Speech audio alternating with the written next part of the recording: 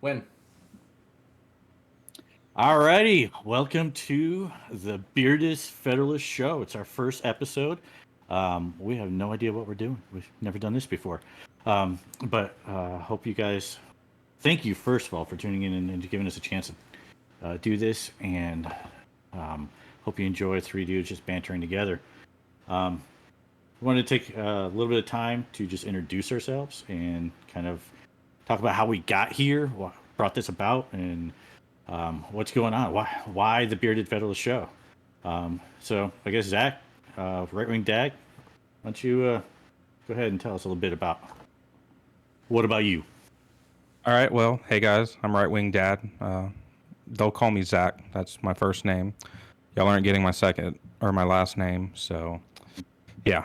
Uh, I kind of came up with the Bearded Federalists. Uh, I guess the title of it, just because, as you can see, all of us have beards, and we are in a time where the Republican Party is just in chaos, and that's putting it lightly.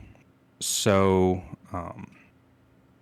essentially, there's a wing of the Republican Party that does not like Trump. We're more of DeSantis people, and we kind of just want to return to conservatism and, you know, those values. And Mark can talk a little more about the New Federalist Caucus or the New Federalist movement that is being started that essentially returns to those values. Yeah, And baby. that that's kind of, an intro. And I guess introduce Captain. Yeah. So Captain Caldwell, that's my Twitter handle.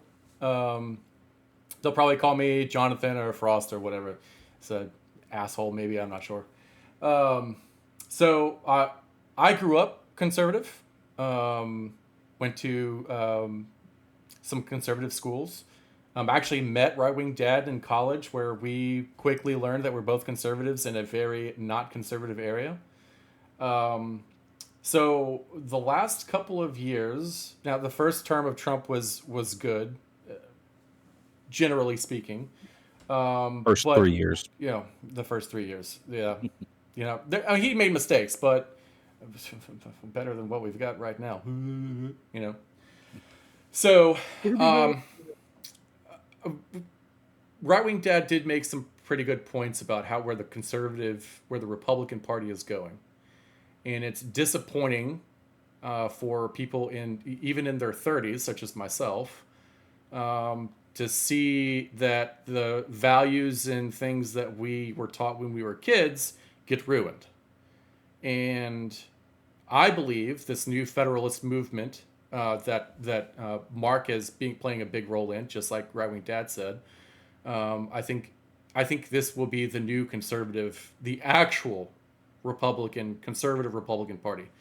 Um, and that's where I am with the Federalist Show.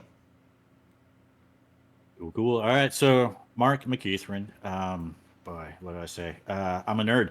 Um, I grew up in high school listening to Rush Limbaugh. I was the nerdy kid that would set the tape deck to record the Rush Limbaugh show while I was at school, and then come home in the evenings and listen to it.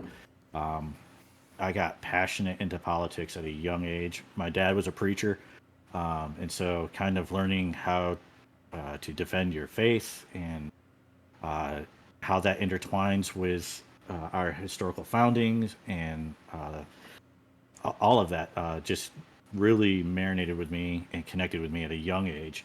And so I got hooked in. I remember in high school, one of the assignments we had in a class that was called Participation in Government. And the class assignment was to rewrite Federalist Paper number 10 in our own words. I had no idea what the Federalist Papers were. Um, Prior to that, I was like, I don't know what this is. And so I started reading that. I was like, first of all, I was enamored by the prose that these guys wrote with. Man, they sound so smart. Like writing, the way they say things was just brilliant. But the argument and the thing that Madison was saying in Federalist Paper 10 really just woke me up. I was like, well, this is great concept, great idea. And so we had to rewrite it in our own words. And for those that don't know, Federalist Paper number 10 focuses on the fact that you are an individual, and you don't belong into any one group. It's hard to put a label on any of us because we just don't totally fit in that. Like even on this show, and even in as the New Federalist movement grows and develops, just defining the word conservatism is going to be a challenge because not all of us is going to fit the same mold. And that's what that paper was generally about. It was how the best that we are such individuals, we don't fit into any one group. So the best way to represent us is to have so many factions that they cancel each other out. And so I wrote my paper, called it on the faction of farts. And so I wrote how everyone has their own different kinds of farts, and each fart needs to be properly represented, and so on and so on. And that was just tongue in cheek. Yeah, so that was my initial approach into politics. The teacher loved it enough; he went ahead and used it to teach that class for the next several years. But so that's kind of the introduction to how I got into politics to begin with. And then just reading Supreme Court decisions and history, like most people read novels for bedtime. I just have been enamored with that. Next thing I know, I grow up and marry this girl, and she goes through law school, and I help her with con law. So I'm the nerd in the group that is just plugged into our history, our founding, our culture, and why we are where we are. And so hoping to be able to bring some of that to here as we go forward. But basically, the why of the show, one reason why I'm doing the show is I wanted to hang out with these guys. They were already talking about doing something, and I was just like, hey, can I hang out with you? And they're gracious enough to let me come in and chill with them. So many of you probably already know, Reverend Dad and I, we work close to each other. We live in the same town.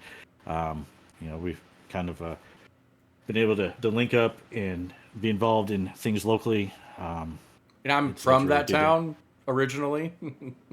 Yep, and you run away down south. Yep. Yep.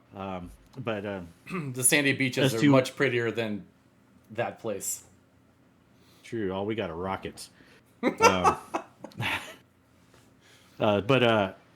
Yeah. So why the show? One was to hang out with these guys, but two, as we were building a following on X and getting involved there, we all shared this and recognized this hunger that we had things that we wanted to talk about and some records that we wanted to straighten up and to bring some focus on.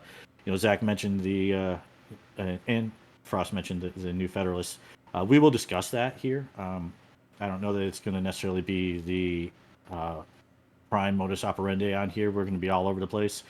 But there'll be more on that to come later in the show today. But speaking of federalism, let me drop this question for you guys here as we get this thing going.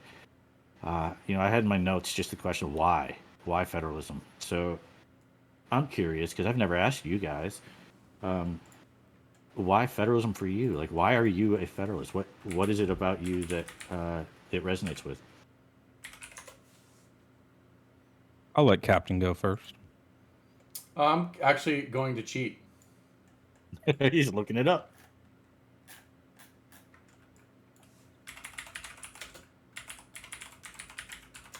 Well, before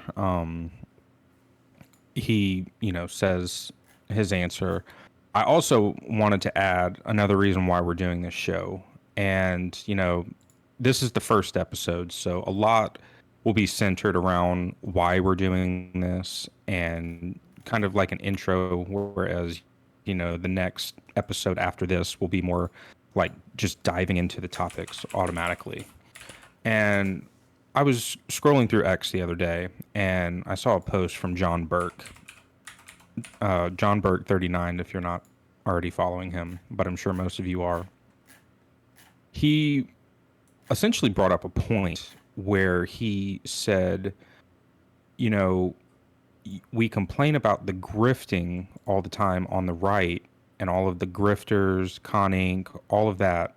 Yet we still watch and support them instead of, other podcasters. There's Tracy Bean, Shannon Joy, Steve Dace. I can go on, but we need to start Big shout out to supporting. Tracy Bean, by the way. Sorry, Zach. I just got a big shout out to her. This show wouldn't have happened without her guidance. And she was a big help and mentor in helping me get up and going on this. And so big shout out. Sorry. Just had to give that credit.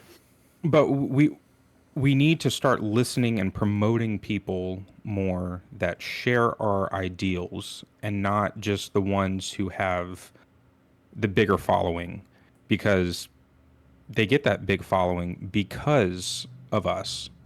And so we need to start, supporting them and, support us. We're just starting out. I'm literally in a spare bedroom that has a bunch of stuff in here that is kind of crammed.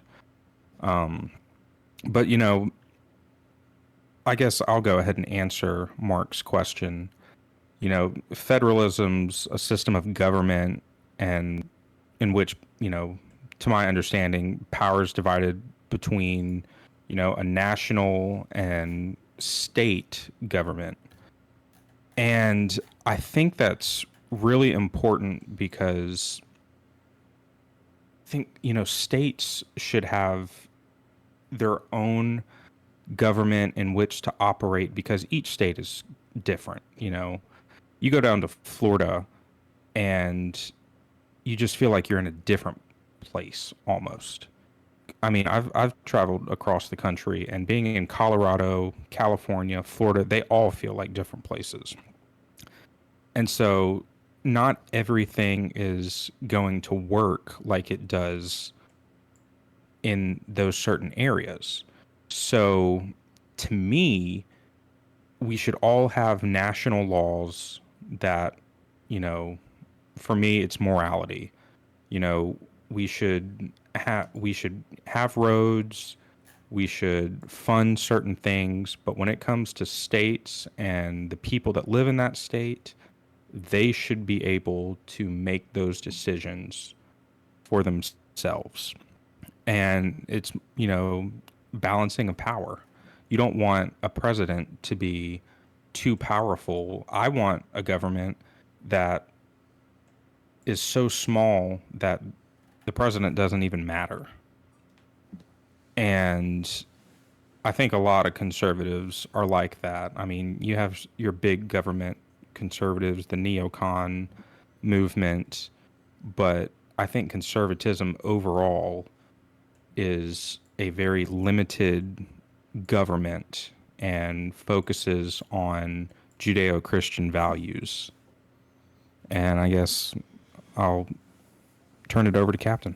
So I actually can't find my. I had a bookmark post by Instigator 2024. If you guys aren't following him on Twitter, he has a lot of really good stuff on the Federalists. So that the question is, why federalism? So I hadn't really given it a whole lot of thought on. I grew up Republican, conservative Republican, so I never really thought about the Democrat or liberal, or I mean, I thought about those things, and I tried to understand what the other side was trying to say. Do I agree with it? Oh yeah, sometimes maybe, but for the most part, I set my ways. So I think Mark actually pointed me towards Croakey's "This is the federalism. This is what it's about." So I started Googling the topics, and I agreed with pretty much everything that he said. Okay, Right Wing Dad stated that federalism is an agreement between the state, and you have state and national government.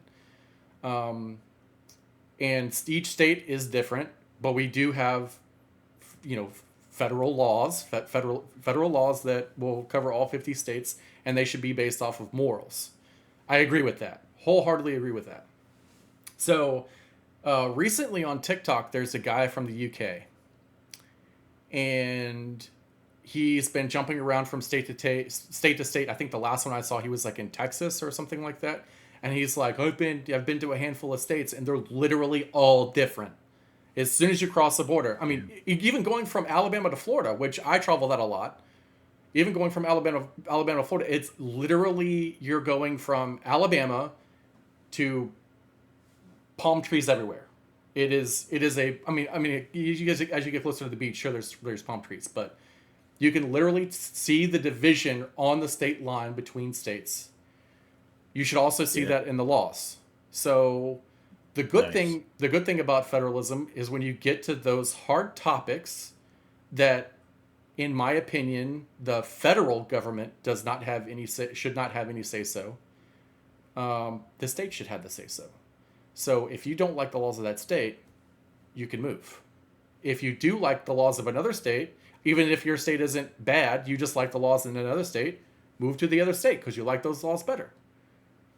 It's that is an example of why federalism is, in my opinion, the best way to go. And I think we are set up that way. I think federalism is pretty much the way that the country is. Well, some states maybe not, but for the most part, So that's my answer to why federalism. Awesome. I love that line about the geography. As soon as that changes, laws should too. That's brilliant. So for me, my understanding of federalism is that it's basically a giant web of separations and checks and balances at every level of government, even down to your towns and cities and municipalities, local governments, all the way up through. And there's a reason for that. As far as how the founders approach things and who they were influenced by. They read a lot of John Locke and Jean-Jacques Rousseau and a bunch of other philosophers of the Enlightened period. And one of the concepts that came out of there was the social compact idea. And the idea behind the social compact is basically that we are all sovereign in our own individuality. Natural law has this ability for where we can determine ourselves, and we're responsible to feed ourselves, we're responsible to take care of ourselves, we're responsible to treat our neighbors well, and things like that. Like, these are things that are natural to the human being, and so our rights and our powers and everything that come to us are from that state of nature itself. And when we come together to form a government, we have to surrender some of those rights, some of those things to each other, and it's an agreement with each other on how we are going to live together. And so you see that, like, in the preamble of the Constitution, where it says, "We the people, in order to dot dot dot, do establish." Like, we now are agreeing with one another to establish this thing. All right, and so that was the birth of federalism, is that people are the source of the authority, the source of the power, and we are giving some of that to the government. And so federalism is the best process for checks and balances that drives the power down to you. And good examples of how powerful federalism is at that. Like, all of us, most of us that have been following politics for a while, can remember the Obama administration, like when he was trying to push a bunch of the gun control legislation out there. He was a great salesman for guns, I'll give him that.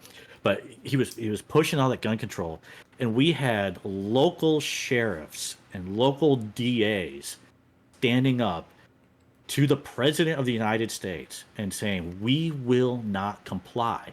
We will not enforce those laws. We don't agree with them. We will not." And there was nothing that the federal government could do to overstep that, to override that, short of using force. And the local governments were saying, "We dare you to use force because we have the people." So federalism drives that authority, drives that power down there. We saw it here in Texas at the border, when the Supreme Court told Texas that, no, you don't have the authority to defend your border from this invasion of illegal immigrants coming across. You can't do that. It's the federal government's job. And Texas said, we're going to do it anyways.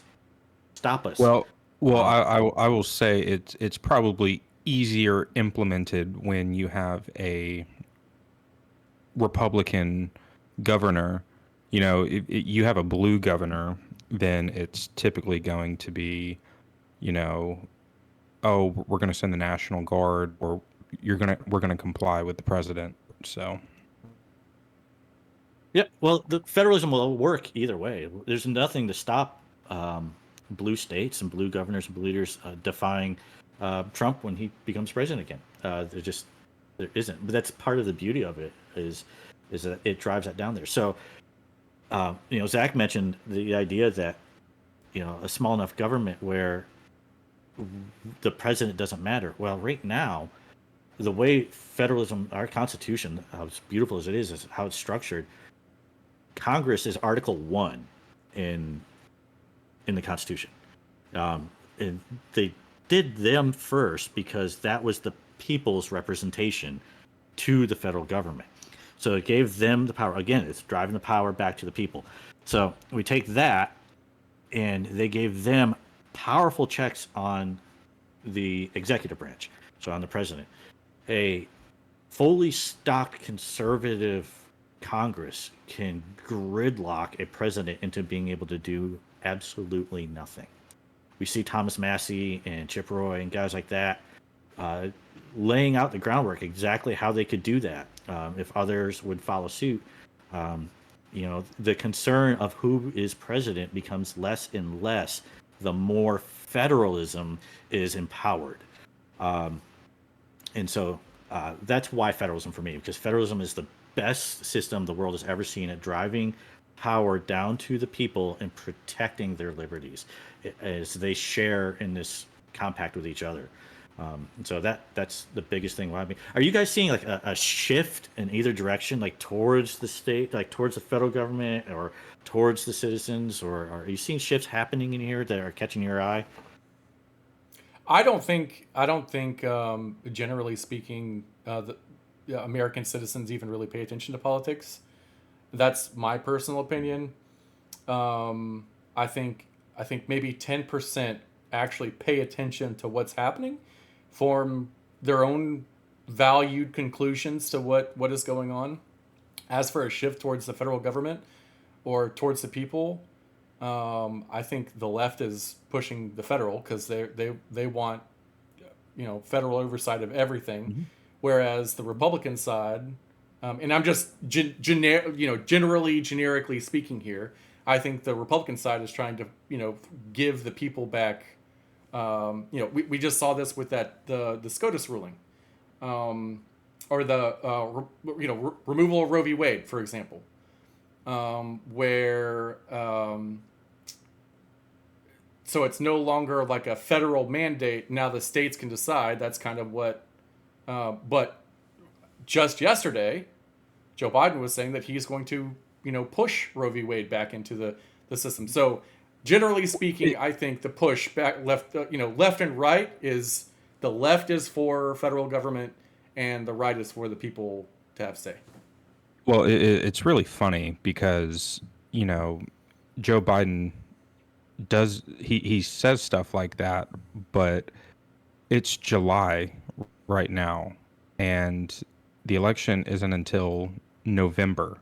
And so it's like, why, if you could do that, why don't you do it now? You're president now. So it's kind of like it's like the border. I made a comment on one of his. Okay, I know it's not Joe Biden, but I know it's Jean-Pierre, or an intern under Jean-Pierre. I'm sure, but like I made a comment and I was like, he was like, I'm going to ban assault weapons, and I was like, well, why don't you just do it now? You're the president now. You can, like, okay, if I was president, I would be, and I'm trying to get reelected for my second term, I would literally be pushing legislation that I'm going to do during my second term right now and be like, hey, the legislation's there, but if you vote me out, you ain't getting it. Not, we'll give it to you. Like student loans, for example. If Biden wanted to do, I don't pack the court, do something, with student loans. If he really wanted to, the truth is he doesn't. He doesn't want to. and he knows that it's just going to backfire in his face and all the Democrats for quite some time if he does. So and he's just and see the buying problem. votes.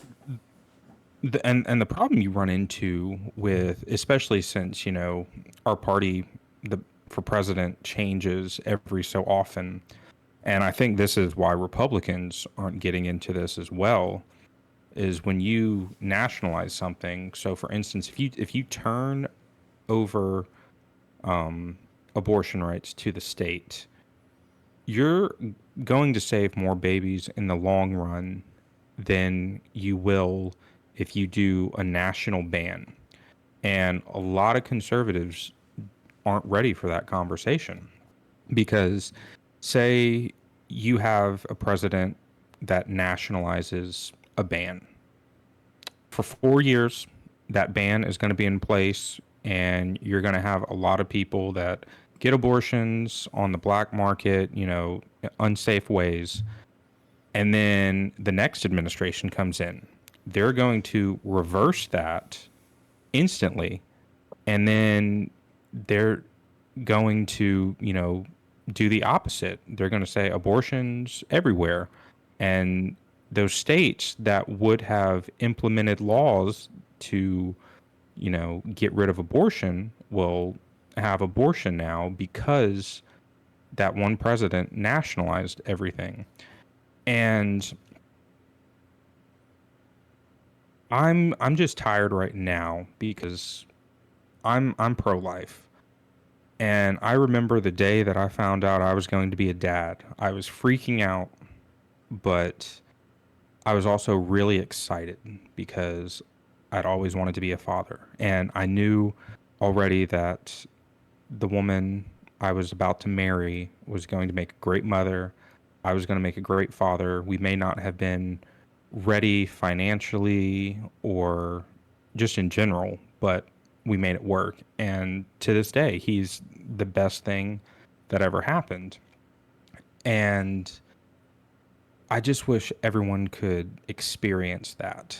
I know not everyone wants to, but at the same time, we shouldn't commit murder just because someone isn't ready. And I also think conservatives need to step up and quit being pro pro birth and start being pro life. Yeah, You that's have a all good point. these kids in foster care and everything else, and adoption rates are down and foster care is up, and we need to start doing more of that and not just wanting the child to be born even if it's in bad circumstances. And I think that's a good point that the left makes because it's true. And I mean, conservatives could take that and run with it and actually come up with a plan to make it better and start advocating. That's why I want to say when I listen to Steve Deace, they're sponsored by, I forgot the name of the company, but they literally pay for ultrasounds and things like that with the mother so that they don't have to go at it alone. So I'm gonna um derail the question one more time.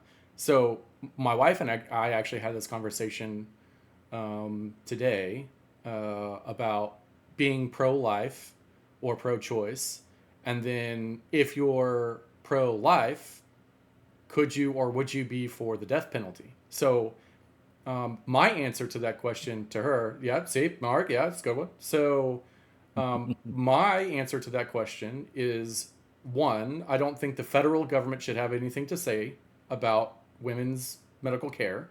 I do believe that should be a state right.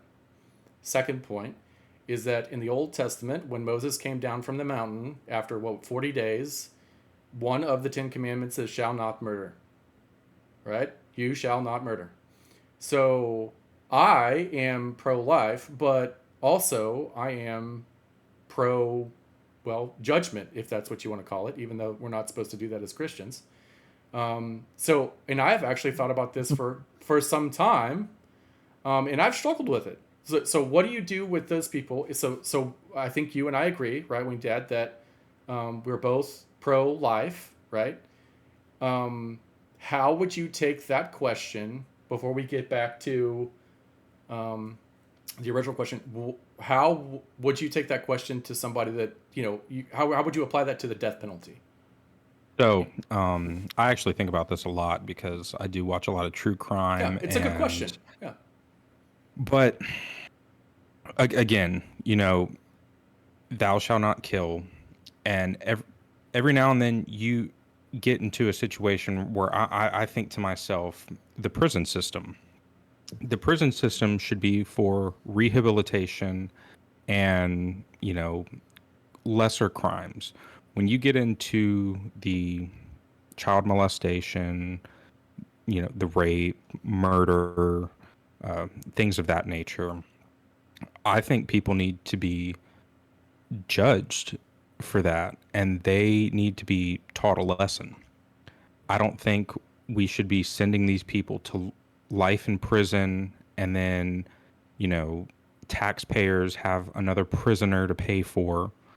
I think, if me personally, I don't think this would be implemented, but I would rather just, if there's enough evidence that confirms their guilt, they should be executed. Without a shadow of a doubt.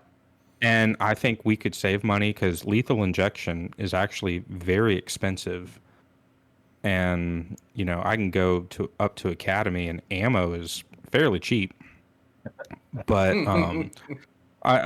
yeah, firing squad. Bring back death by firing squad. But I think that it's God's job to judge. But if someone does something so heinous, they do not need to be on this earth anymore. And it is our job to set that appointment up earlier. And I guess I'm being a little loud, but So back to the original question, Mark. Yeah, so I want to back up to that SCOTUS decision on Dobbs and what that did, and then I'm going to bring that back into federalism, first principles, as to how I answer the question on the death penalty. So with Dobbs, Justice Thomas wrote an excellent, and Alito doubled down on it, but they wrote an excellent description of the issue with Roe v. Wade. And it's funny because it was Ginsburg who pointed out this issue. And the problem was a phrase called substantive due process. Now, there have been a lot of decisions in our court history that have been decided by using substantive due process. What that is the court has said, we look at the Constitution and we see things that are just not written out there for us, dealing with rights. And so it is our job to figure out what people's rights are based on, what we feel is best, because it's not in the Constitution. So the question of is abortion itself a right is what was before them in the Dobbs thing. And they pointed out that Roe used substantive due process to create a right that was not laid out for us. Now, the Constitution is the way that I wrote an article on this on my channel. You can check that out a while ago. It was kind of how a tech nerd applies what I've learned in the tech world to the Constitution. But basically, if it's not written in there, for example, we the people do establish, so we're giving you the power. Only the power that we give you is the power you're allowed to have. You can't take any more power, like just what we give you. So here's the list that we give you. It's called the Constitution. All right, so that's how that was written. And in Roe v. Wade, they were like, we're going to take some power and give it to Congress to be able to make these rights that aren't there.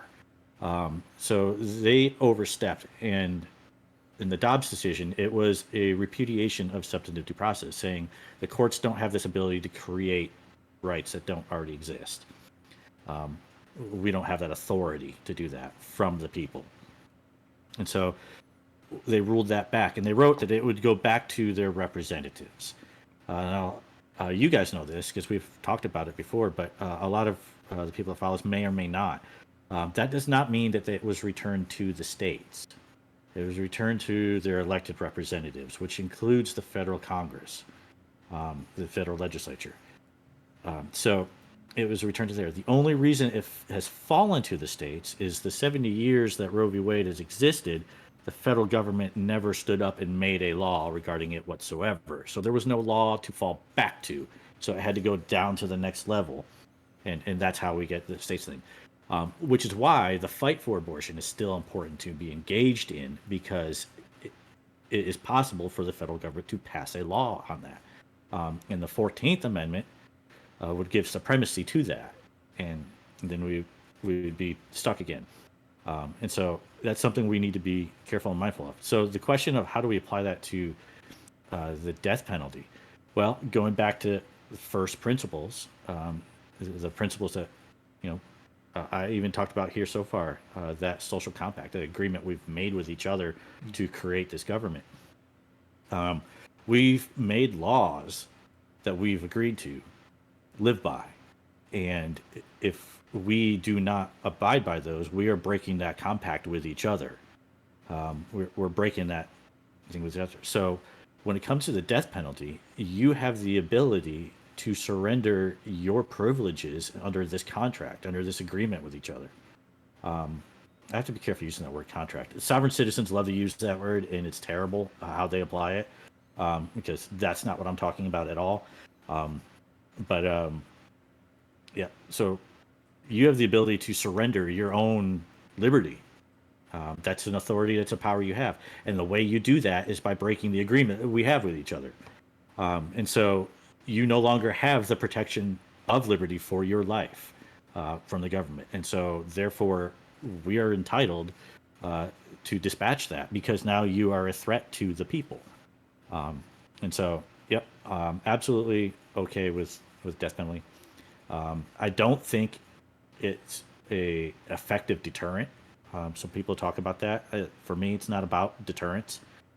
It's just about you broke this agreement and now you're a threat, and we need to deal with this threat.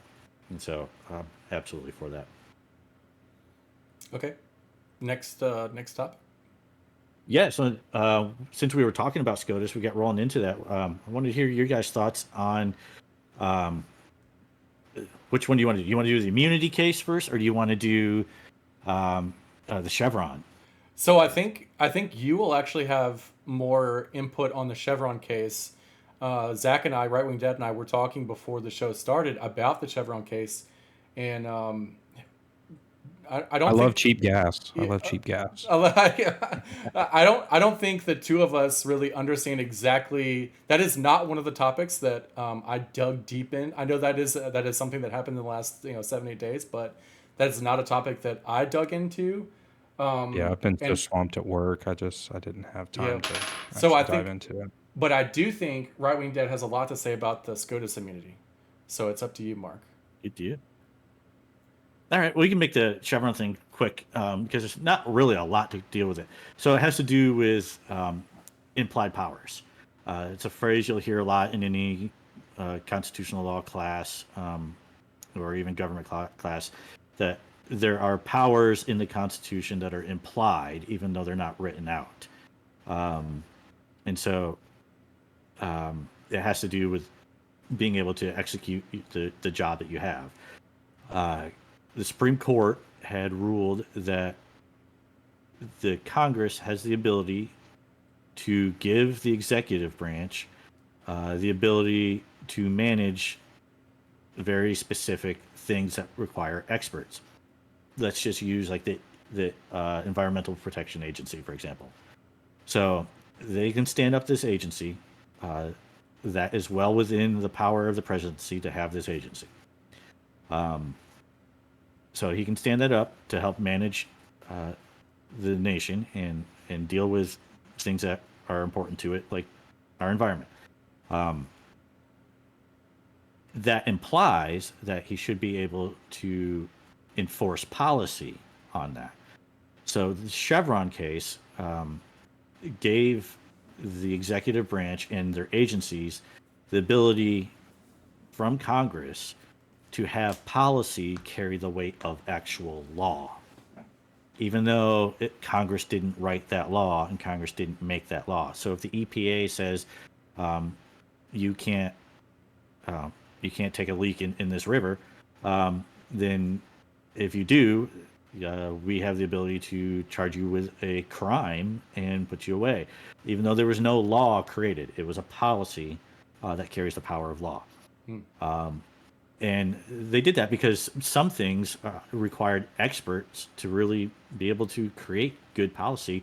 And they said Congress doesn't have those experts, doesn't have the ability to do something on that kind of level and make good decisions based on expert opinion. And so they gave the executive branch and those agencies that power to do that. So that's what Chevron was just giving them the ability to have policy carry the weight of law. So how does that impact the average American citizen day to day? Is that going to be like cars and electronics and homes, or are we specifically talking? Okay, all right, I'll let you explain that one. Yeah. So that's the thing is now that that's been overturned, that's the big question, and Congress is trying to scramble and figure that out. Like just yesterday, the Republicans in the House dropped a bunch of stuff to review policy decisions from the executive and to see if those policy decisions are usurping Congress's ability to make law. And it drives down to everything. So we think, those of us in the Second Amendment community, you think about things like silencers and bump stocks and things like that, and the ATF and their ability to turn a citizen who went and bought a legal gun into a felon because they change a policy. Do they have that ability to do that now? Well, with Chevron removed, it's looking at they don't have that authority anymore. They don't have that power. So Congress has to make those laws, or Congress has to specifically grant that agency the ability to make very, very specific policy that carries the law blessing from Congress. So yes, anything that an agency touches now is up for review. So it is going to be chaotic for a while from that. I mean, if you think about anything, like, we got this mouse. There are laws in manufacturing that govern this, OSHA laws, FEC laws for what we're doing here. I mean, everything that these agencies have power over that have policy that carries the weight of law. So like that is. So down south here, below the I-10 highway, we all have to have hurricane insurance and stuff like that. Hurricane insurance gets cheaper if your house is built gold standard slab or under or whatever, and a gold standard roof. So, do these specific, three-letter agencies, do they have the ability to change what defines a gold standard roof, and then therefore make a house weaker, which would make insurance prices obviously go up across the nation? But is that a possibility? Right. So the way they probably would do that, instead of it, so the problem is it wouldn't carry the weight of law. Right. So they could say, hey, this is what defines a structured roof, and then your insurance companies would take that as a guideline and they would follow that as their policy. So not much would change from like the end user experience from that, because the insurance companies would just take that as a guideline and be like, well, this is how they define it. It doesn't carry the weight of law. You won't go to prison for not having your roof that way, where previously you might have. But now you won't face losing your liberty over that. But we're not going to pay for the damages that happened because you didn't follow that. So these companies still have the ability to make their own policies for how they're going to operate. So, yeah. Okay. Zach, do you have any questions? No, not really. I'm trying to kind of gauge my sound here because my son is in the other room trying to take a nap. But I guess would that impact the electric vehicle regulations? Absolutely. Because that's what I thought Big of time. the most. Oh, Because EPA. yeah, you have states like California that typically are regulating a certain amount of vehicles to be electric. So the states have their own ability to do regulations. Well, That doesn't fall under Chevron. yeah, but I'm thinking more so along the lines of another administration coming in Yeah. and, putting those in place. Yeah. What's awesome about it is it really gutted a lot of the oversight that the executive branch has. Because now all these things, that policy was law. Now we've returned lawmaking back to Congress, which returns it back to the people. Right. So we have just that decision. The beauty of it is it's just now scaled back the overreaching power of the executive branch and giving it back to the people and their elected representatives. And so, as far as federalism goes, it's a tremendous return back to the people there, because now we are deciding who makes these laws and what these laws should be, instead of the executive branch just doing whatever they want. And yet, electric vehicles, absolutely. I mean, think about it. Everything goes into electric vehicle, even just mining. You have to mine the materials for that. The electric grid, the coal industry, which powers the electric grid, nuclear energy powers it. So all of this stuff, um, policy for how they will operate is one thing, but those policy now doesn't carry the weight of law, and that's the beauty of it. Is it's returned lawmaking back to Congress. It, it's not that Congress lost that power either. They gave it up. They shirked their duties, which was really annoying. But now that it's forced back to them, man, that's a big win for us. I think a lot of people are really frustrated because they think it will now slow down and hamper the ability of the executive to be able to act quickly and move quickly and do things. And I don't see it that way. Not at all, because again, policy still can control how the government operates, but it doesn't have legal penalties for the rest of us. So, what do you guys think of this immunity case? It's interesting because on one hand, I think a president should have immunity from some things and able to, so that he can make certain decisions. I know with the Obama administration, there was that bombing that, killed that U.S. citizen, that airstrike. And I think a president has a duty to protect the nation. And I think overall, he's put into a lot of impossible situations. And even though we may not understand them on a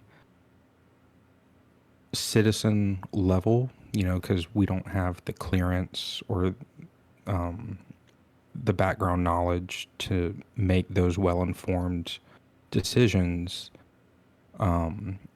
there's some things that a president can do that may not fall under that same scope. And I know in this decision, the president is immune from all official acts.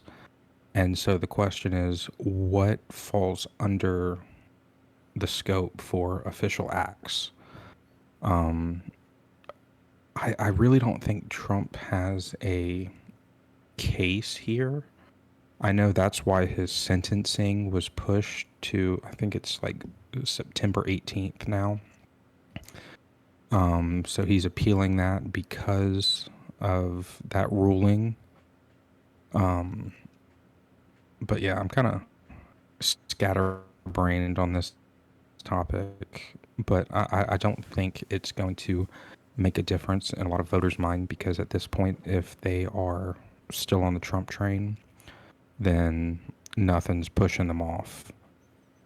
But yeah, that's kind of my thoughts on it. So you made the note that a president should have immunity if it is an official act. I agree with that, but shouldn't have immunity if it's not a non-official act. Okay, so what the specifically the two topics that right off the top of my head um, is the January 6th case, and then the unclassified or the classified documents case. Okay, those are the two topics that. Okay, January 6th, he was at a campaign rally. A campaign rally is not an official act. That is not an official act. However, if he moved documents to Mar-a-Lago while he was still president, I do believe that would be an official act. Because that would So be a the secure classified. location for his documents. Should he have had those after he left office? Now the classified documents case, to my knowledge, is not that he had those documents, because Joe Biden and Mike Pence both had classified documents at their house as well. It's more of the fact that he disregarded a federal subpoena for over 13 months Yes. I do believe because he that's the had. reason why he's being charged, not Joe Biden and Mike Pence. Yeah. Exactly. And a lot of people don't want to have that conversation. I think that the documents case and the um, Georgia election case are the two strongest cases against Donald Trump. I think the rest don't hold. The three New York cases are BS, Yep. and I don't like Trump. Those were BS cases, especially, when you hear that those were essentially misdemeanors past the statute of limitations, and they trumped them up to felonies and extended that just so they could charge him. Now, the Georgia election case is, I think, not as serious in a lot of people's eyes anymore because of Fannie Willis. I think if she recused herself from the case and they got a different prosecutor, it would hold more water Yep. and it would be more serious. With the documents case, as that's still off the docket, I believe. So we're not gonna have to worry about that one. And so really now it's all about the documents case and or not that one. Sorry, scatterbrained. It's more so about the Georgia election case now.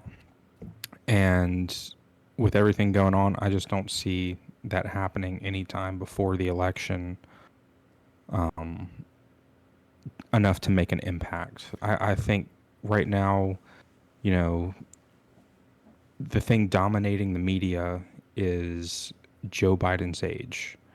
And Democrats are trying to shift that with Project 2025.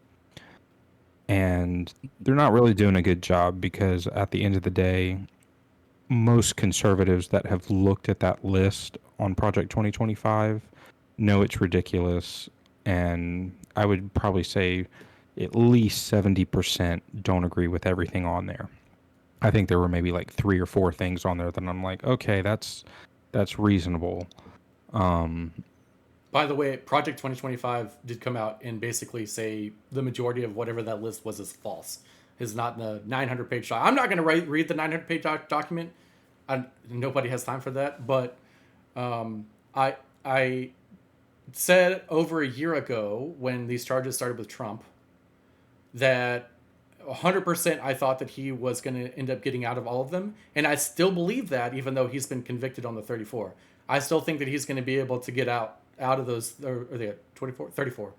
So I still think he's going to be able to get away and not actually be a felon. I think he's going to get that, he's going to get it wiped clean for sure. I'm curious, Mark, on what your constitutional brain is saying right now. Okay, so I am the odd man out here. So before I run down through case law here, let me ask you guys this. let's just assume the SCOTUS ruled correct on this and did the right thing for the sake of the country in granting immunity for official acts. Can you guys see any way that official act immunity can be abused in a tyrannical manner? Oh yeah, absolutely. The Like the what? the liberal left was calling for it just this week, saying, "Hey, just fly the F-15s over Mar-a-Lago and just wipe it." Yeah, they were saying that shit on Twitter all week. Of course, it could be. And would that be considered an official act? Well, he activated the military to do that. So, I think there needs to be more of the official act needs to be constitutional.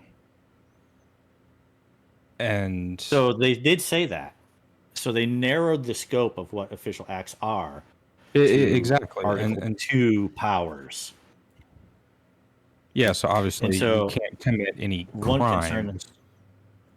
so yeah. you don't think that the president could just deem Donald Trump, the opposition, a domestic terrorist, and then official act it? You don't think that that's a possibility? So there's a Posse Comitatus Act, which prevents military operations on Yes. U.S. soil. Yes. But Congress in Article 1, Section 8, one of the powers that they have was to erect law enforcement. Specifically, so like the military, but specifically gave a list of things that it's supposed to do. And one of the things that it's supposed to do is to address insurrections and rebellions. So, an official act of the commander in chief of that, which is what the Section 2 power is. So he's got the commander in chief, Section 2 power. He's tasked with enforcing what Section 1.8 said from Congress was the purpose of having this unit was to put down rebellions and insurrections. What is to stop Biden or the federal administration from declaring the New Federalists a rebellion? A couple sheets of And paper then, and maybe a couple signatures. right. So official acts can still be very, very tyrannical and abusive. So here's my history on this and why I totally disagreed with one of my heroes, Justice Thomas, in his concurrence with it. Federalist Paper 69 talked a lot about the immunities and privileges that the executive branch has. And he laid out, Hamilton laid out in there very clearly that he expected that the president would be prosecuted after leaving office for any crimes conducted while in. It was not ambiguous. They totally expected that. So when they wrote that was to convince the American people to vote to ratify the Constitution. So the American people read this and voted with that understanding that we have this Constitution, fully expecting that the president is responsible to answer to us. So that's problem one. 69 Federalist Paper 69 laid that out very clearly. The thing that our justices cited was Federalist Paper 70, where they wanted a robust and active president being able to work quickly and whatnot. Well, you have to marry those two together because they were written by the same man, right? Hamilton wrote both of those. He wanted the president to be able to act quickly and move stuff, but he wanted him to do it under the law. And so to consider that, and people are like, well, that slows things down. We have to remember that the founders are very, very, very much in favor of a slow-moving government overall. The thing they feared most was the government being able to bulldoze us, right, and get things done before the people are even aware of things. That's why they made Congress designs to work so slowly that you had filibusters and stuff that forced more debate, more time that people had to review this and contact their representatives and change and have an impact on that law. So they wanted things to go slow. a stagnant government is a win for the founders. They're happy with that. They would rather have no laws passed than bad law. So the overarching concept there of this is there. Now, they did make the executive branch kind of an exception. They did want it to be able to act quickly and move quickly and do things efficiently, but they still expected it to fall under the law. So what happened in this case is similar to substantive due process. The court looked at the necessary and proper clause, which basically says that we should be able to, when there's not a power that exists from the Constitution, we have to allow the government to act in ways that are necessary and proper to accomplish their main jobs. And so they cited a case, McCulloch versus Maryland, in doing that. And in McCulloch versus Maryland, Maryland was arguing that, you know, it should be only what is absolutely necessary, hence the word necessary and proper, what's absolutely critical to do the job, where the federal government was arguing, no, convenience matters. And back there in McCulloch versus Maryland, they decided that whatever is convenient is what goes on. So our court took the necessary proper clause, combined it with convenience from McCulloch versus Maryland, and created a power that did not exist. There's few things that the founders discuss more than the immunities and privileges of the executive. They didn't want a king. So there's very few things. They discussed it ad nauseum. They wrote letters back and forth big time. And again, they specifically chose not to include that immunity in the Constitution. We see the phrase immunities and privileges all over the Constitution, like it's in there, but they specifically chose not to put it in there for this reason. And they said so. And so the fact that this court gave itself a power that it didn't have, and that is to create powers for itself and for others, branches of government, was a massive overstep in federalism from my perspective. Like, I don't think they had the authority to do what they did, because they were not granted that.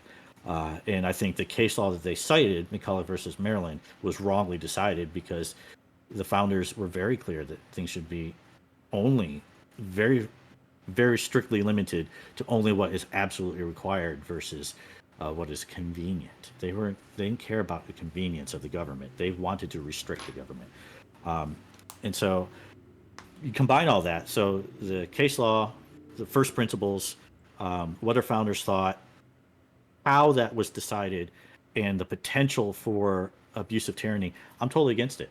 I don't think that the president should have immunity for official acts. Now, the president, according to the founders, cannot be indicted or prosecuted while in office. So that is his immunity. That's it. So you can act and do what you need to do, but when your term is done, you're going to be facing some things if you're acting outside of the law.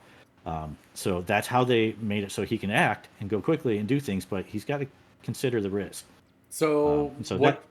Let's apply that same constitutional thought process that you just went through to, let's just say, if a modern day World War II Japan bombing happened, where we dropped 2 nukes on 2 different cities, how would that play out for a president? That's my first question. My second question is, how much do you think that if you were to say guaranteed you're going to be charged with crimes after you leave office, how do you think that would stop? Do you think that would stop people from trying to run for president? Or would we just start having a bunch of know-nothing lemon presidents? I think it would raise the quality of presidents. That's exactly. You get more qualified people. Yeah. But you have to realize some of the people that run for president. You have Joe Biden, who has been in politics since the 70s and never had another job other than being in politics. So how many times? I want to say he ran for president like four different times before actually becoming president. Yeah. Um, and then you have Donald Trump. Do I think Donald Trump loves America? Yes. Um, do I think that's hyperinflated a lot? Absolutely. But I also understand Donald Trump as a person. He wants power. And I don't necessarily think he wants to be a dictator. I don't think that by any means. No. I think he wants the recognition. He wants to walk into a room and everyone recognize him as the most powerful person in the room. And so I actually got into an argument the other day when someone was essentially saying Trump would overturn Roe v. Wade um, if he became president again. And I said, I just don't see that happening because, Biden says he'll overturn Roe v. Wade. I don't know how he would do that. But I made essentially the comment, okay, you're going to make me vote for Trump. And it's more of a joke. I'm not voting for Trump because, for one, we live in Alabama. My vote doesn't matter anyway. But I don't see him running again for office under the guise of I'm the president that overturned Roe v. Wade and then essentially reverse that and undo his legacy. Because no matter what anyone says, Trump will be remembered as the president that got Roe v. Wade overturned. 100%. 100%. I think that's And he's not going to piss off his base, even if there's a chunk that aren't pro-life or, he thinks that it'll get more independent votes. He's not going to undo his legacy. So I think that Trump is a very deeply flawed man. I don't know how this immunity case will play into the, paying off a porn star. But I guess we'll just let the justice system handle that. I'm more concerned of where the country is going to go in the next 4 years. Obviously, all of us live in Alabama, so we have a geriatric as governor. Hey, don't you talk about my Meemaw like that. Listen, I love Meemaw, but she's more of a reactionary governor than she is. Oh yeah. That's true. Because you see Ron DeSantis or other governors doing stuff and making a name for themselves, and then a month or two later, Meemaw will sign a bill doing something that is literally just something that another governor did months prior. Yeah, so she's literally just following lead. I think I think you're absolutely right. But I also think that she and her team and her administration moves significantly slower than, like, Ron DeSantis will hop in front of a mic and be like, "Hey, we're gonna do this, this, and this," and the next day the bill's on the damn desk. Whereas I made a Meemaw will post be the like, other day. "Hey, we're gonna build a bridge down here in Mobile," and 3 years later, what?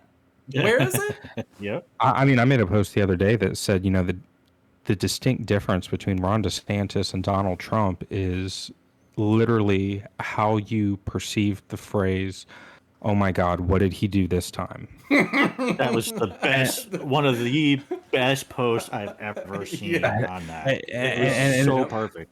And I got the idea for that post because, Robert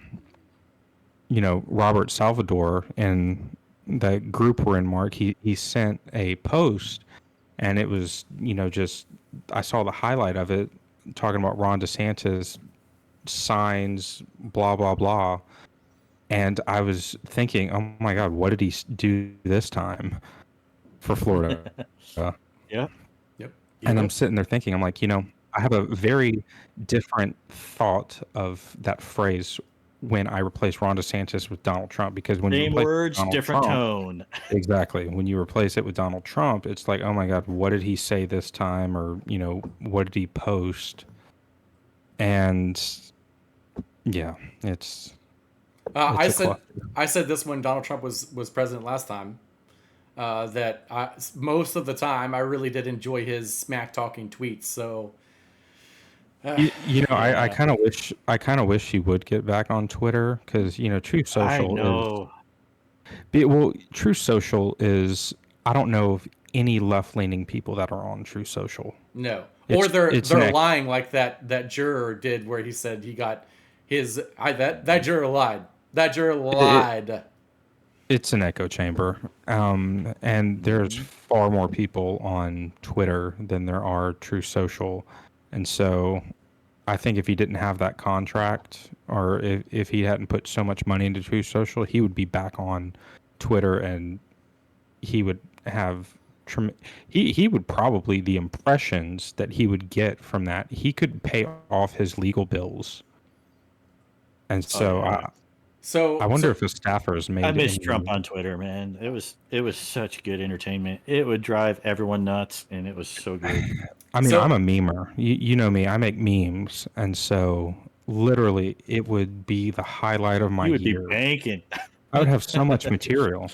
So I think one of Yeah. the next topics that we have to talk about is the campaign. This one specifically says the Joe Biden campaign. What Zach? I'm curious what you think. What would maybe Trump coming back to X be like? They do have an X account, and his media team. He's not tweeting it, but they say from President Donald J. Trump from True Social, and they clip his whatever thing. Yeah, I mean that account follows me, and so I see his posts still, because I mean they're just translated onto X.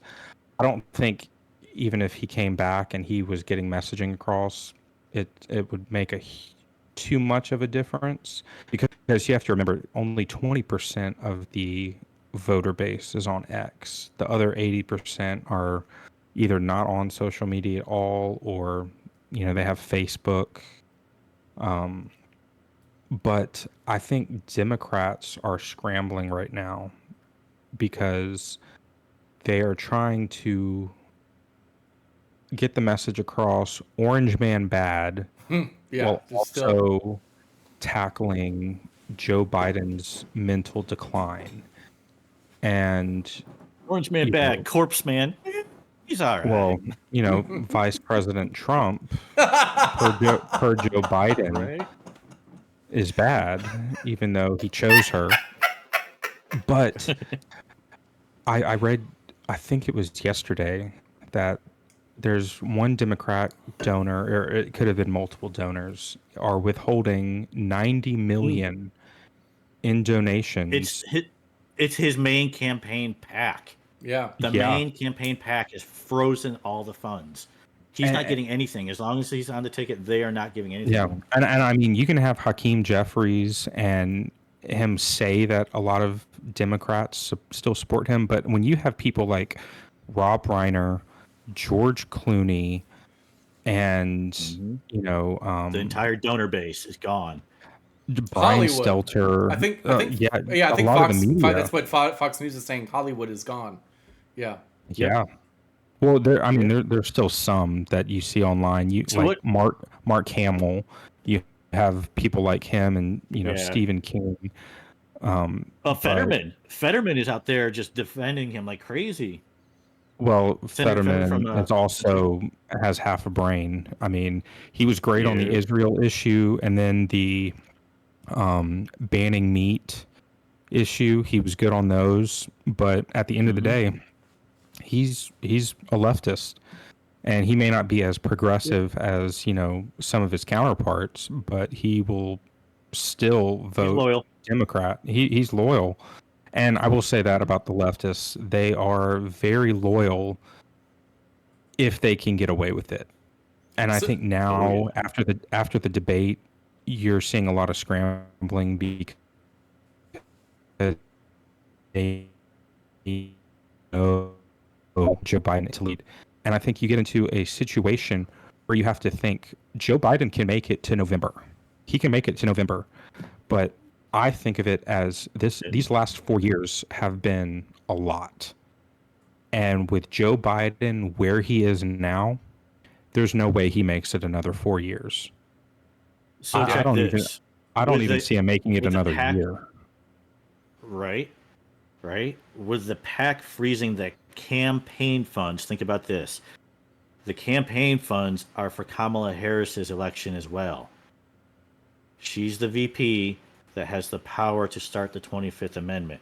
How do you think the freezing the campaign funds is going through her head right now? Oh, she's probably freaking out. She's like, "Oh, now we have to." And there's no way she has not had a conversation with at least a handful, 1, 2, 3 people of the cabinet. Pete Buttigieg would be the first person I would go to, be like, "Yo, Pete, bro," be like, "Come on, man, be my VP." If that was Kamala, of course, be my VP. I need you to be my VP. Let's get Joe Biden out. It's time for him to go. Let's run it up. Let's run it up. Let's go. Let's do it. There's no way she has not had a conversation. Yep, I'm pretty I have certain a that it was feeling that would Obama be that her went to that VP. PAC. Yeah. Oh, yes. Oh, yeah. Clintons and Obama. There has to be some communication. They went to that PAC, and I bet you they're talking to the administration, the cabinet, and there's some things going on there that. Because Biden and Kamala they're not allowed to have direct communication, but Obama and the Clintons can because they're not in the campaign, right? They're not on the ticket. Yep. So and they're making a lot of trips to DC. Yeah, that has to be it. That's that, which is still shady as hell. But I don't know. Like so, what do you guys think is going to happen? Well, with Kamala, so let's ask this. What do you think happens between now and November, and then lay out your case for what you think happens between November and inauguration? Well, so I think as far as the campaign goes, they have to choose Kamala because, for one, she's vice president already, and they're not going to put someone else. They're not going to choose Newsom because he's a straight white guy, and Ron DeSantis demolished him. And even Democrats have noted that. Even Democrats have noted that his, I think it was Jake Tapper, he said, his record in California isn't that great. And so they're not going to replace Kamala with a straight white guy because the optics just look bad. Now, if it were me, I would either say Wes Moore of Maryland, because even though I disagree with him on practically everything, the man has an impressive resume, and he served. Josh Shapiro would be another force to be reckoned with. Yeah. Would these be VP picks for Kamala? Is that what you're saying? No, I think those would be like actual replacements, presidential replacements. Then who would be their VP? Kamala or no? I don't know about that. Kamala's ratings are so low. Kamala has to be on the ticket, or there's no the campaign funds. Exactly. Yeah. Exactly. So you think Biden's out before November? I think so, especially when they have this convention. I feel like it'll end up being Kamala, but I feel like they're going to pick a replacement for VP that will, I guess, rally the votes. I think it would be someone like Pete Buttigieg because, you have someone who served. You would have the first LGBTQ vice president. And you would essentially check all the boxes. And he's already in the administration. Yeah. But so in the event there's no VP, who's the next in line for the presidency? Like, generally speaking, if something happened to president and people had to move up, how does that, who's next? See, I don't. Well, it's Kamala and then Speaker of the House. Yeah, Speaker of the House. House. And Democrats are slated to win Yeah, it's okay. Now you're picking up. Democrats are slated to win here in November. Hakeem Jeffries is definitely the future. The problem is you have a lot of people that there's people in Congress that want to be in Congress and don't want to move forward. I don't know where Hakeem Jeffries falls in that. I mean, you have people like Chip Roy or Thomas Massey who want to serve their state and the people, but they don't want to, you know, I don't see someone like Chip Roy or Thomas Massey ever wanting to be Speaker of the House because they actually want to get things done. I would love to see them as VP. Who wouldn't? I think Jeffries will do what the party wants him to do. I think he's a party player. He's a team player. Yeah. But I think, So I don't know if they would make him VP or leave him where he is. Like, where do they think he'd be most effective? The Speaker of the House has a lot of freaking power. Like, a lot of power. He controls the purse. He sets the committees. He decides the agenda. Like, it is a lot of power. So do they leave him there? Do they make him VP, which is basically a powerless position? I want a conservative as Speaker of the House because Mike Johnson, he's doing a crappy job. Let's just put it that way. I want there to be a few laws implemented in Congress. I think if you are serving in Senate, Congress, whatever, you should not be allowed to own stock. That's one. And your spouse. And your spouse. Do what? And your spouse. Yeah, and your spouse. I also think that it shouldn't just be implemented with certain, houses. Each bill should have one specific topic. You shouldn't have to, be able to throw certain things in that will derail the whole bill. I don't want there to be say something on education implemented and then just a tiny print in there saying, oh yeah, and we're going to make this illegal.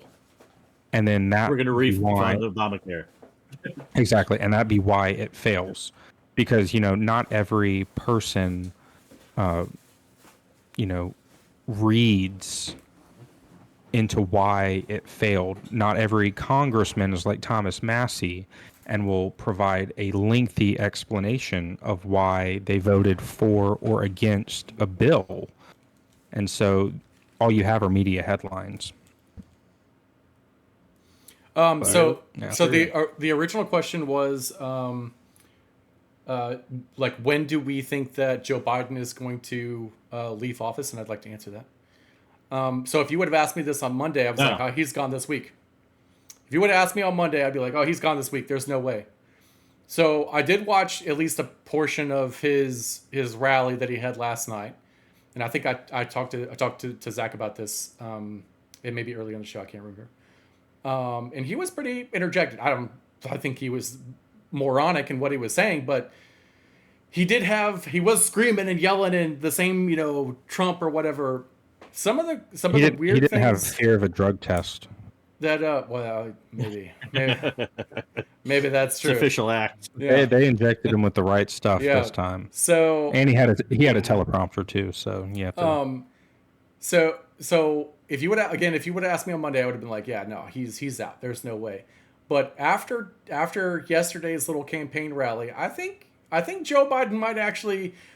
Okay, let me be clear. What I want to happen and what is going to happen are probably two totally different things. Yes. Yep. Okay, so what I want to happen is I want Joe Biden to stay in so Trump can beat the snot out of him in November. The choices are Biden or Trump. That's it. There's no. It's Biden, Trump, or you're not voting. That's it. What about RFK? Yeah, no. Biden or Trump, or you're not voting. Okay, so. Now, when I get to the ballot box in November, would I write in DeSantis? Yeah, probably that's Yeah, that's a thing. That could be exactly what I do. Yep, that's it right there, Mark.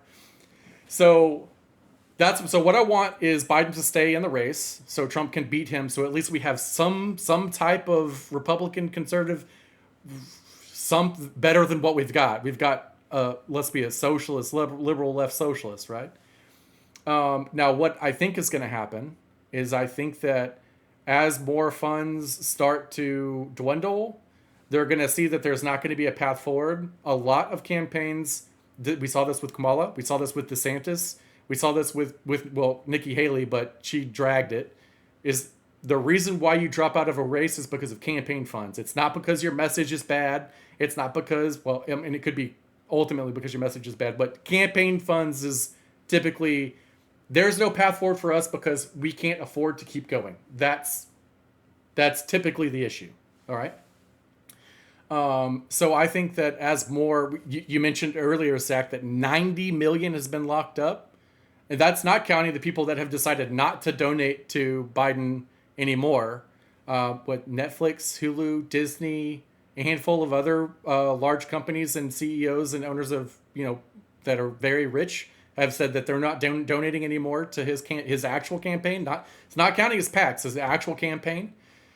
So if there's no campaign funds because it's all being locked because Joe Biden's still at the top of the ticket, Kamala will enact that 25th. That means if she doesn't, she's giving up and it's going to be Trump next term. Trump will beat Biden. There's without a shadow of a doubt. Trump is going to beat Biden. Okay? Can Trump beat Kamala? Yeah, I don't know. Can Trump beat Newsom? I don't know. Yes, to both. There's a lot of liberals that don't like Gavin Newsom, and Kamala's numbers are even lower than Joe's, which is saying something. But I mean, they blame her for mass incarceration. They don't like her at all. Yeah, but I mean, she's younger. I wouldn't say she's more coherent because, I mean, I've heard her quote. I can't even do her laugh, dude. It's just haunting. Make cackling great again. Right. But it's going to be interesting because would I rather have Trump over Biden? Absolutely. But I feel like since I'm in Alabama and the electorate is overall red, I can kind of make that protest vote of I'm not voting for someone who does not hold the same values as I do. And I think right now, I guess we can kind of shift the talking point. The Republican National Convention. And this past week has made headlines because of certain speakers that have been chosen for that, and Amber Rose being the main one. I think that while we can welcome someone to the party and have, them kind of adopt our values and essentially show them the right way, I don't think we should make them the voice of the party or promote them in any way, especially if they have a shady past. And with Amber Rose, I mean, I wouldn't even say it's years ago. She scrubbed her Instagram, and there's stuff from like months ago of her just being very promiscuous, promoting her slut walk campaign. She does bring awareness. She still has her OnlyFans. Yeah, exactly. And I there was a lot of hypocrisy on the right because you had people like Nala, who she was an OnlyFans girl, and she had an interview with Michael Knowles a few months ago where she deleted OnlyFans. She became a Christian, and I hope that she continues her journey in doing that. But I don't want there to be an instance with, Amber Rose or someone where they don't hold our values and they pull a Kanye and they do like a 180 and they just make the whole Republicans right now, they are more concerned with people that are viral and can get a message out that don't share our values with, you know, people that can. And I mean, you see it with, for example, that Lily girl that went viral for, I think she said the N word, Lily Rose. Lily Rose. And now she's promoting that ultra right beer. And then at a convention or some, I forgot, it may have been Turning Point, who knows, they were selling some ultra right water or Patriot H2. I don't know what it was called. But we're, Republicans right now are more concerned with a grift than they are winning. And the reason why we aren't winning isn't because of the issues. It's not because, you know, abortion isn't a winning issue. It's because Republicans don't make a stand. We cave to everything. We shift the goalpost, and we just don't stand up for what we believe in. The left stands up for what they believe in, even though half the time it's nothing. It's just emotion. Yeah, But support if we're Gaza. gonna Yeah. if we're gonna stand up for morality, we have to, you know, take a stand for it. We can't be hypocrites and just move the goalpost. But you know, Do you I'm think Amber scrapped. Rose adds any votes to the GOP? Do you think she gets any, pulls any? No, I think that number not is negative. whatsoever. I think I she's I going to saw, lose How many it. do you think the GOP's lost because of her? It's been lost. The problem is, I mean, she has. I think I looked yesterday. She had like 24 million followers, and I don't think her endorsement is going to sway anyone to vote for Donald Trump over Joe Biden, especially if they're Right. promiscuous.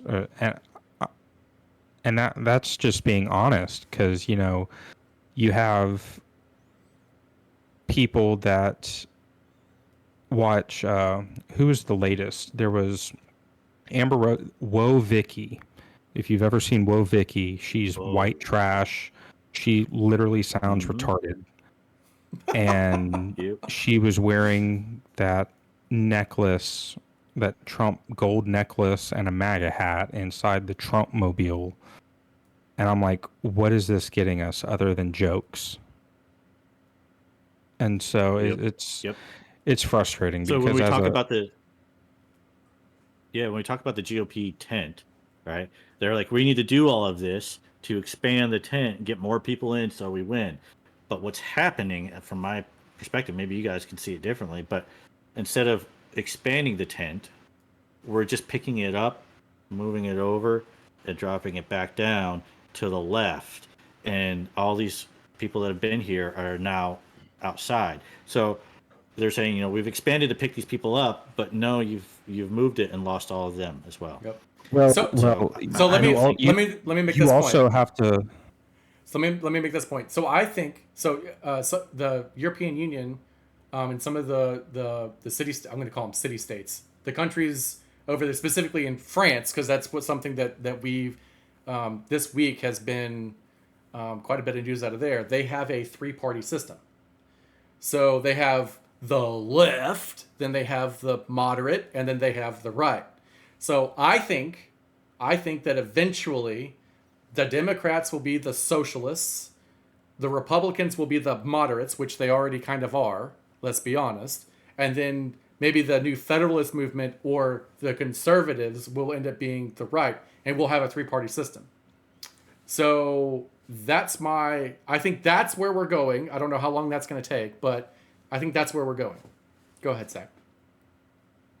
Well, I was going to say, you know, MAGA keeps shifting to the left, but I think the left is so bad that a lot of people just don't care. They think, and I have this thought sometimes, you know, I would 20% of everything is better than 0%.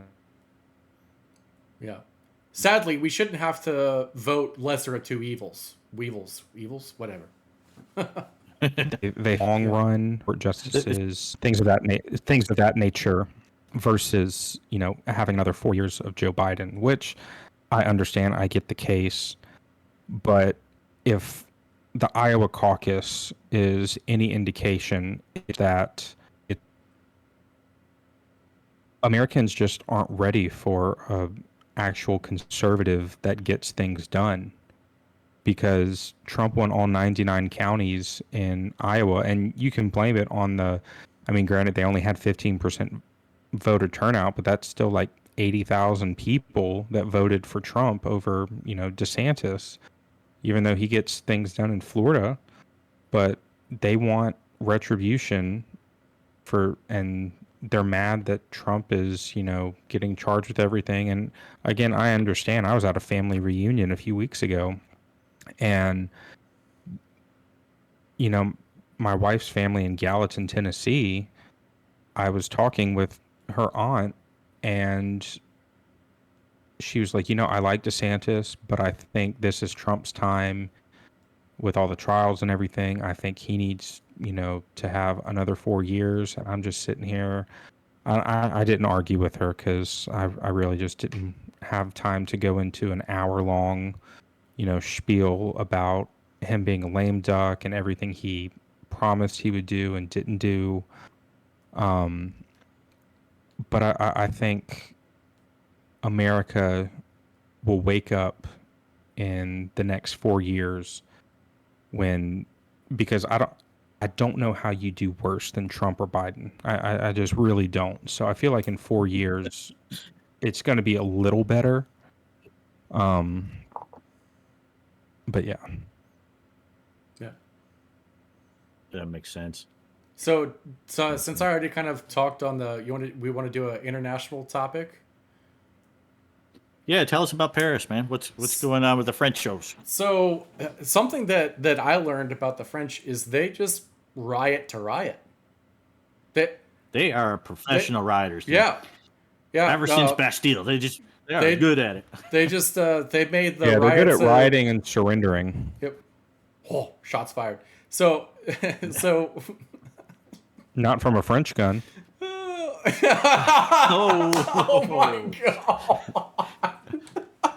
Rar, rar, rar. Wow. I don't know. I don't know if this is true or not, but I saw something a while back that said one of the rarest guns in the world is a gun from France. I forgot what kind of gun it was, but it was like a French rifle, and it's rare because it was never fired. Yeah, don't know if that's true or not, but yeah. So okay. So what's going on? What's the thing? I'll give them props for the resistance. That's it. Things going on in France. They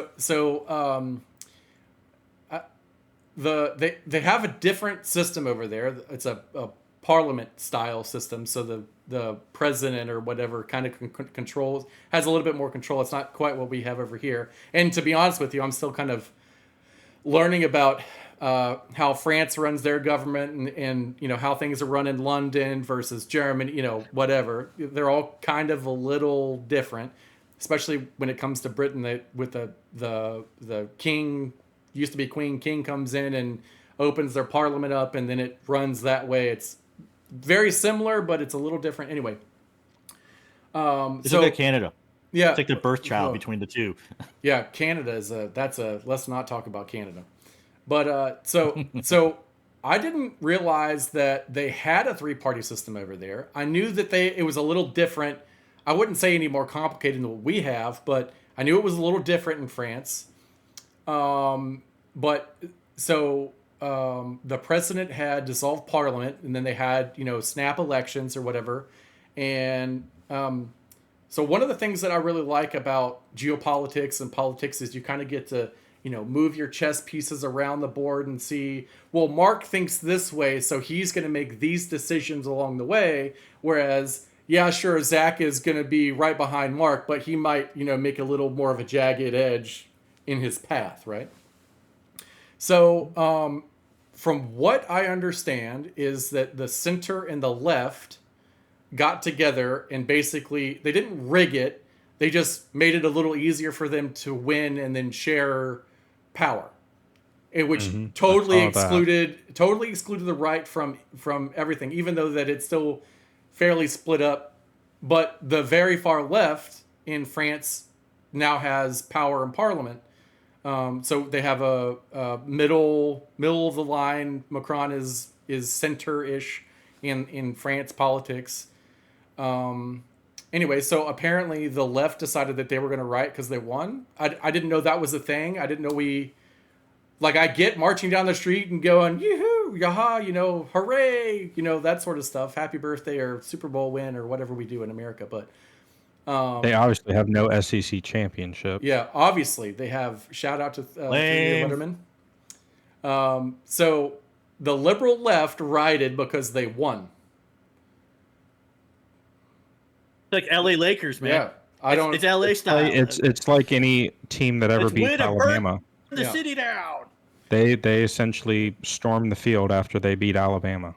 So, Mark, I mentioned earlier that I thought that America could potentially move. This is one of those chess piece things that I really do enjoy, the critical thinking and the thought process.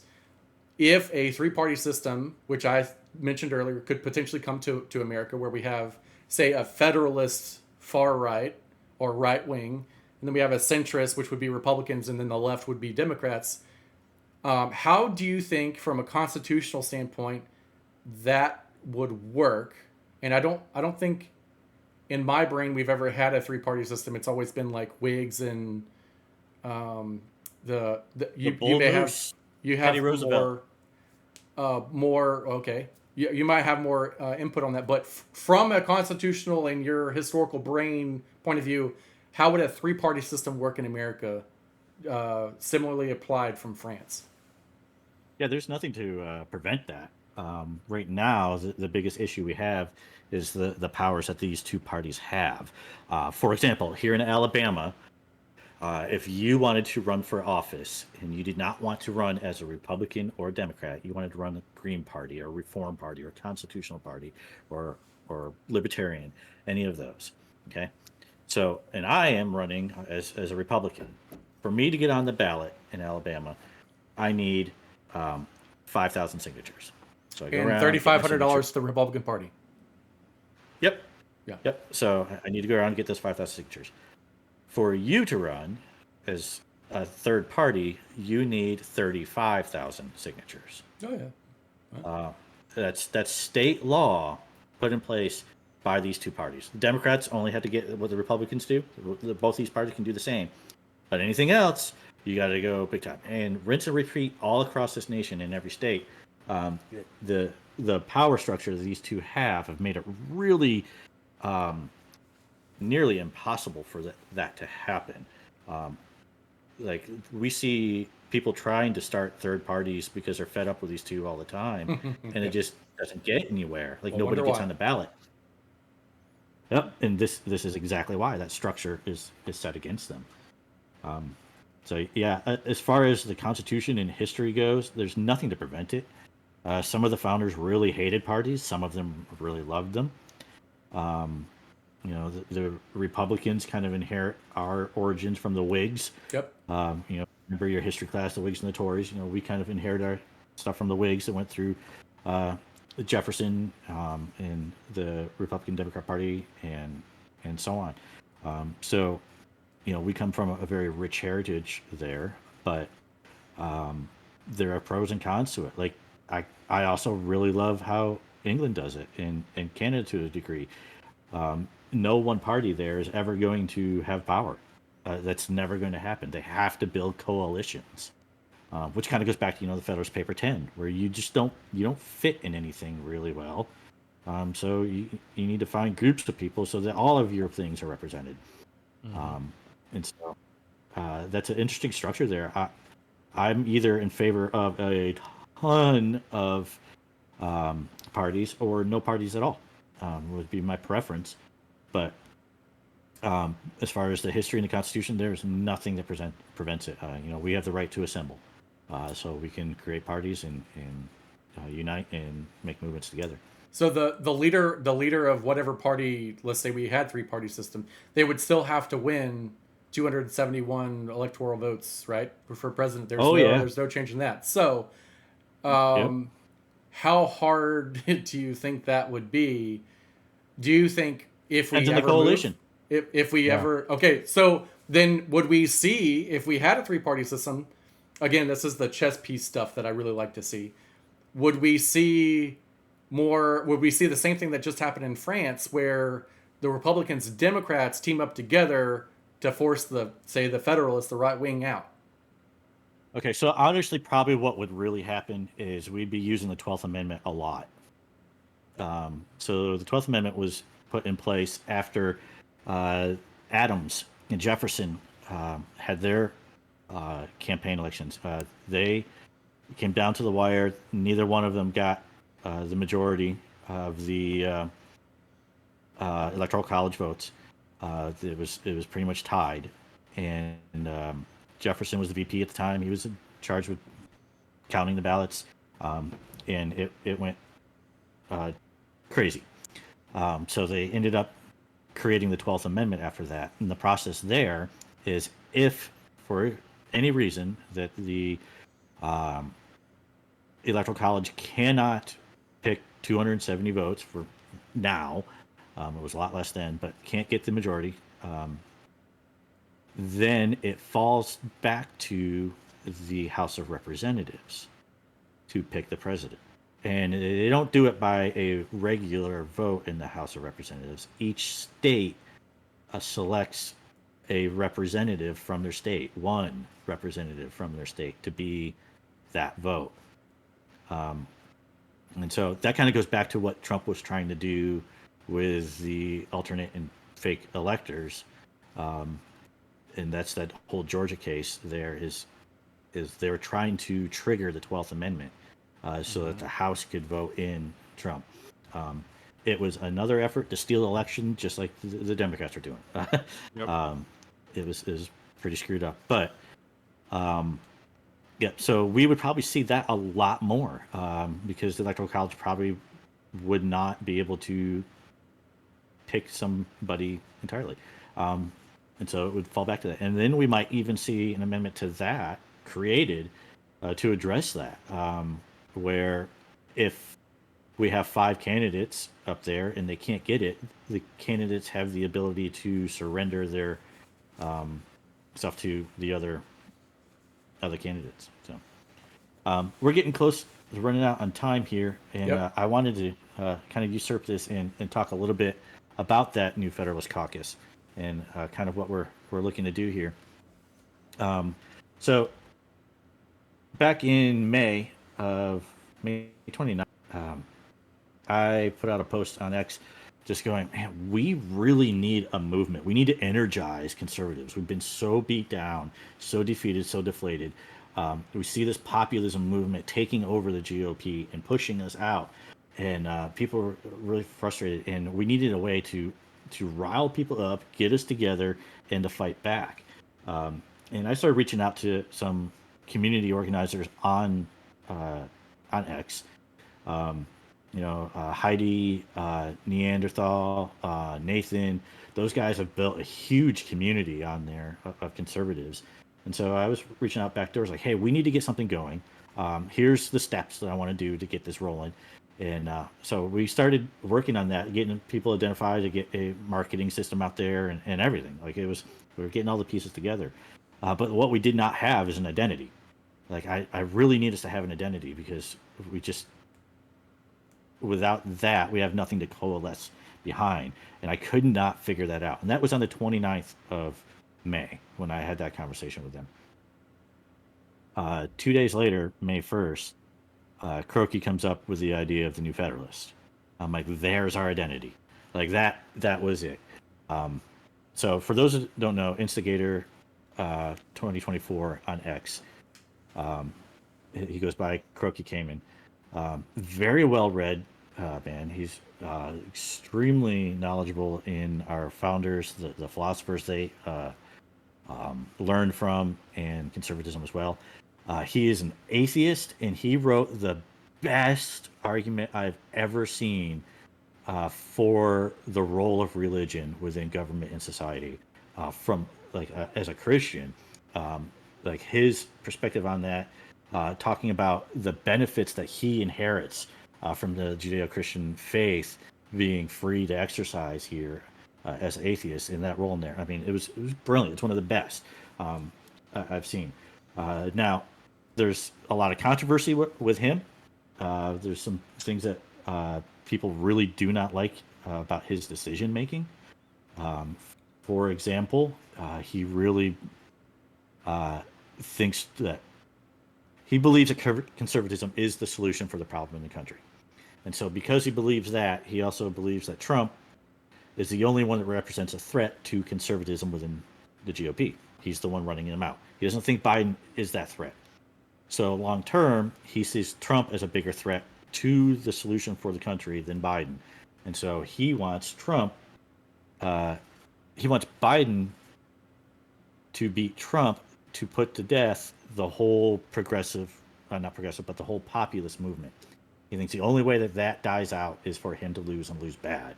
So because of that, he's voting for them. I don't agree with that. And there's a lot of people that don't. And unfortunately, a lot of those people are tying this whole movement to him because he's written such great articles on conservatism and came up with the idea. But he would be the first to tell anyone and everyone that he's not the leader of this, that there is no leader. We are working to develop this kind of like the Tea Party was. It was completely grassroots, completely developed from the bottom up, and grew that way. So why do we need the New Federalists? One, it's a battle of populism versus conservatism. Populism is a very highly charged emotional movement. It's not based on any foundational principles. It is literally us versus them. It's the oppressed versus the oppressor. It's going against the elite. Kind of sounds like Democrats, doesn't it? So it's that kind of thing. The problem you run into is if it's us versus them, eventually you get elected and win. Now you're them. So now what? You don't have any principles to fall back on, right? So we needed something that takes the extremes that we are seeing on both ends here and calms everything back down and focuses us on something that can be productive. And so the New Federalist Caucus wants to stay within the GOP. It's not a separate party. They want to stay within there and take back the GOP from the populists. And so the way that they want to do that is from the inspiration of Sir Edmund Burke and people like George Mason. For those that don't know, Edmund Burke was an English parliamentarian during our Revolution, and he was a massive defender of what was going on in the colonies. But what he pointed to was three main things. One, he wanted people to focus on reason and conscience. So you have debates, and the best ideas come about because of convincing people with reason and with conscience. All right. The other thing he wanted to rely on are institutions, because institutions are hard to move. They bring things down to a more calm, controlled thing, and institutions prove to stand the test of time. So we have an institution like the nuclear family, or an institution like, just all sorts of different ones that we can rely on, like religion. So these are massive institutions that just don't move very well. And they stand the test of time, and it has proven to stand up to chaos. So again, bring that chaos down. So he was an awesome example of those principles. He also was a great person for showing that principles matter no matter what. He has a very famous quote. I don't have it in front of me. I wish I brought it. There's a very famous quote where he was like, hey, this is what I believe. I'm going to vote this way. I know my constituency does not agree with me. And if they want to be wrong, they can be wrong. I'm following the principles and voting that no matter what. And what a powerful statement, right? All of us often think, hey, he's elected to do what we say, but that's not how it was designed. He's elected because he already represents these principles. So we want him to go there no matter what. And if he does that and we don't like him, we can replace him. And he was totally okay with that. And so That that's one of the honestly big. sounds like Thomas. Exactly. Exactly. Yep. So just pointing back to those early principles. George Mason was the guy on this side who took a lot of Burke's stuff and was like, "This is the man that we have to protect over there because he shares all of our things of faith on liberty." And what people may or may not know about George Mason is he was the guy who wrote our very first principles. He was the guy that the Virginians turned to write their Bill of Rights. So he wrote this thing, and it is word by word what Jefferson took and put into the Declaration of Independence. You know, if you go back and look at the Virginia Bill of Rights, there, you will see the wording is exactly with that. And he wrote that before the Declaration of Independence was even there. So he was the guy that the founders credited as developing these first set of principles. And as conservatives, when we say we want to conserve something, it's that first set of principles that we are looking to conserve. And so we want to use reason, institutions, first principles, and advance conservatism through a federalist thinking. And why that goes back to our why federalism. We have been talking here about what's happening at the federal level and at what's happening with the presidents and these campaigns and whatnot. If true federalism is implemented, it does not matter who is the president. It really does not matter very much at all. We reduce the intensity of that and the concern of that drastically because the power comes back here to us. And so when we say that there's only two choices, there's a choice of two evils. Well, as long as federalism exists, that is a false dichotomy because we have the option to vote down ballot to contain these guys. Like we can go ahead and get a Congress up there and get governors and get DAs and sheriffs and things all structured in such a place so that those guys cannot infringe on our rights. And so instead of focusing on which two guys we have a third option, and that is to focus down ballot and build this structure that protects liberty that was given to us. And so that's what the new Federalist Caucus aims to do, is to take back. I came up with this phrase to revive, retake, and restore this republic, and that's what we're aiming to do. We have 17 chapters that have started up across the country. Wow. In different states. Really? 17. Or is it yeah, southern? yep. Mostly southern states?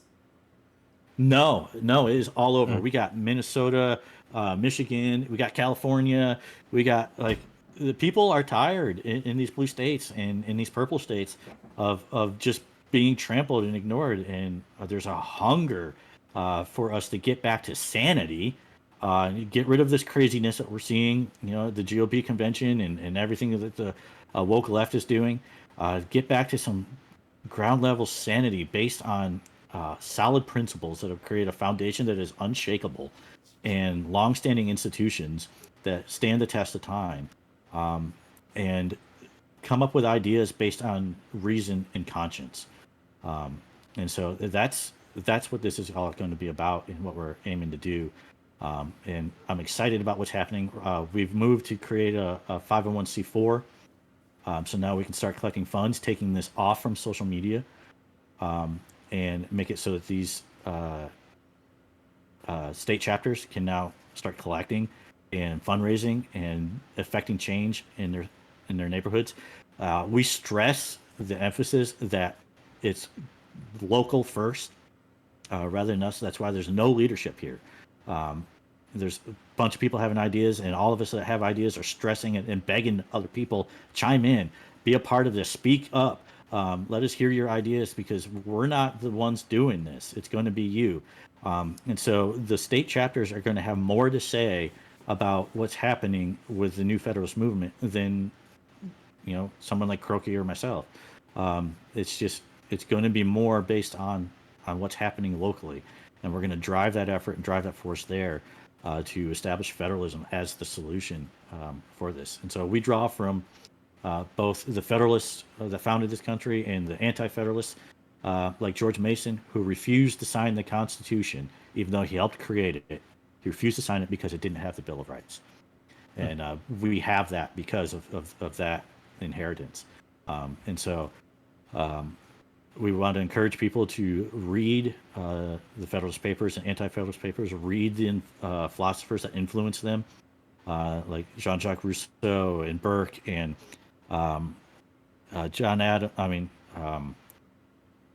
Adam Smith and John Locke and others. Like, just read these influences that they were about, and understand what was happening in the Age of Enlightenment, and read these conversations and debates and things that the founders had, because what we're going through today, they already addressed, and they created and left us an amazing inheritance that of federalism that is the best in the world at, as the preamble says, preserving or securing the blessings of liberty to ourselves and to our posterity. Yeah. And I think on that note, we can adjourn until next week. Thank you guys for watching. Yeah, man, I had a good time with you guys. And Yeah. yes, that was fun. Thanks for watching. See you guys in the next one. See ya.